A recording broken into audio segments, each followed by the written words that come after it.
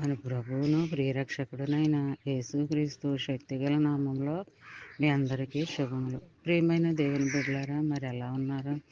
గతించిన దినమంతా కూడా ఆయన రెక్కల నీడలో మనందరినీ కాపాడి మరొక నూతనమైన దినములో మనం ప్రవేశపెట్టిన విధానాన్ని బట్టి మరొకసారి ఆయనకి వందనాలు చెల్లించుకుంటున్నామండి. మరి ఈ దినము దేవుడు మనకిస్తున్న వాగ్దానము యెషయా గ్రంథము 51వ అధ్యాయము 11వ వచనం. నిత్య సంతోషము వారి తలల మీద ఉండును, వారు సంతోషానందం గలవారగుదురు, దుఃఖమును నిట్టూర్పును తొలగిపోవును. ప్రియమైన దేవుని బిడ్డలారా, మరి ఇందులో దేవుడు ఆదరణకరంగాను ఆదరించేవాడుగాను మాట ఇస్తున్నాడండి. మరి నిత్యము సంతోషంగా మనల్ని ఉంచుతాడంటండి. మరి ఆ సంతోషం ఎప్పుడు కూడా మన మీద, మన బిడ్డలపైన, మన కుటుంబాలపైన ఉంచుతానని మాట ఇస్తున్నాడు అనమాట అండి. మరి దుఃఖం కానీ, నిట్టూర్పు కానీ అవేవి మన దరిదాపులకు రావు, ఉండవు అని మాట ఇస్తున్నాడు.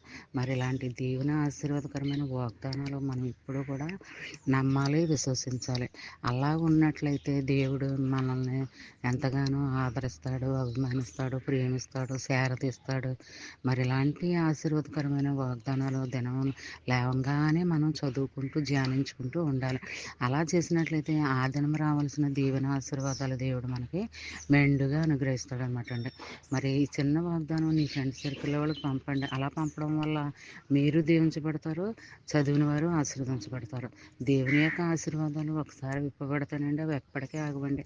అలా అంచెలంచెలుగా దేవుడు ఆశీర్వదిస్తూనే ఉంటాడు. మరి దేవుని యొక్క దీవెన ఆశీర్వాదాలు మనం పొందుకోవాలని అనుకుంటే మనము కూడా మరి వాక్యానుసారంగా, ఆజ్ఞానుసారంగా నడుచుకోవాలి, జీవించాలి. మరి మాట తప్పేవారుగా మనం ఉండకూడదు. మాట మీద నిలబడుతూ స్థిరంగా నిలబడాలన్నమాట అండి. అప్పుడే దేవుని యొక్క కృప, కాపుదల మనపైన, మన బిడ్డలపైన ఉంటుంది. మరి ఈ వాగ్దానం ఈ దినమంతా నా పట్ల నెరవేర్పును కలిగించి ప్రభు అని మనం ఎప్పుడు కూడా ప్రార్థనలో ఉండాలి, ప్రార్థన చేసుకోవాలి, ధ్యానించుకుంటూ ఉండాలి. అలా చేసినట్లయితే మరి కుటుంబ సభ్యులందరూ కూడా క్షేమకరంగా ఉంటారు, ఆరోగ్యకరంగా ఉంటారనమాట, సంతోషంగా ఉంటారు. మరి అలాంటి దీవెన ఆశీర్వాదకరమైన వాగ్దానం నీ జీవితంలో, నా జీవితంలో, మన అందరి జీవితంలో జరగాలని కోరుకుంటూ ఉన్నాను. God bless you.